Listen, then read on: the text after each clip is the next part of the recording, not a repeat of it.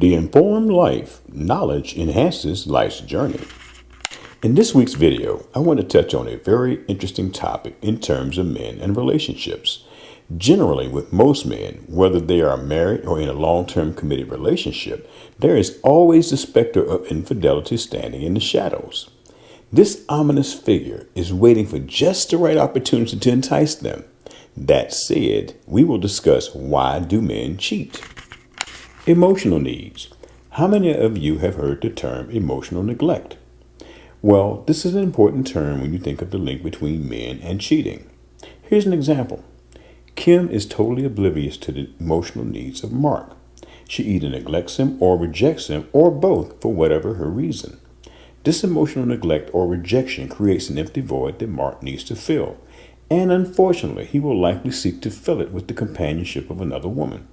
Of course, once he steps into this warm and inviting temporary world, cheating has actually begun even before any sexual liaison ever happens.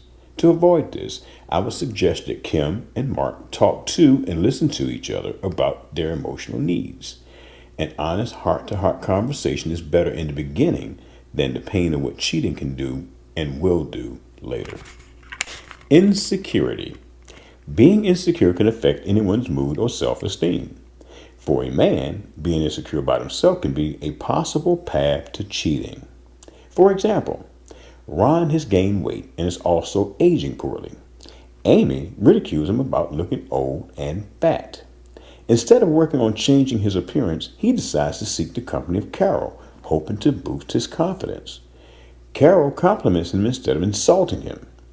They start out innocent enough with lunches during the day and eventually end up with romantic dinners after work, eventually ending up in bed together. Thus the affair and cheating. This can be avoided if Ron and Amy spend time openly discussing how they talk to and about each other. You can always give constructive criticism without tearing your mate down to their core. Sexual fulfillment. For some men, sex with their wives or girlfriends can either be very infrequent or mundane. For men that fall into this category, cheating is almost second nature if they lack the willpower to resist the urge. Here's a scenario to consider. Jerry and Marnie have been married 10 years, and during this time, sex has gradually slowed down in frequency and gotten very vanilla. Of course, they have a family, 2 school-aged children, and making time for sex becomes a chore. Jerry has a very active libido and constantly attempts to have conversations about their lack of sex to only be rebuffed by Marnie. He also tries to add a little spice to whatever sex they do have to once again be told no. By now you get the gist of what Jerry faces and what is likely to come next without some form of personal willpower. Jerry takes the infidelity route to the arms and bed of another woman. He finds meaningless torrid sex with his co-worker Shannon to be his escape from the reality of a sexless marriage. What should have happened are raw, unfiltered conversations with Marnie, where she actually listens to his pleas for help. They should sit down and talk about compromise and solutions to their very normal problem instead of Jerry cheating. Revenge. This reason for cheating is more about payback than anything else. It's all about men getting their revenge for being cheated on in most cases. Consider this scenario. Brett comes home and finds that Maria is out for the evening. According to the note she left him, she is with her girlfriends for some girls' night fun. In actuality, Maria is out with Philip, her boss, and they are not having a casual conversation or dinner for that matter. They are in the throes of hot, adulterous sex. As fate would have it, Brett finds out about Maria's transgressions and decides to take revenge by sleeping with his co-worker Talia. Thus, he is getting some hot revenge sex. We all know 2 wrongs don't make a right.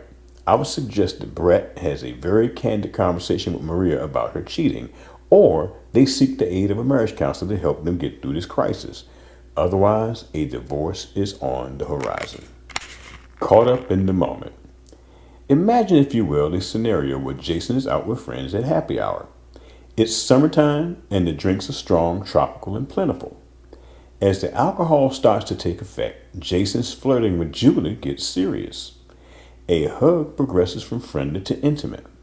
A kiss on the cheek becomes a full-on lip lock, and their hands start to explore places better left to the imagination. You can guess where this is going.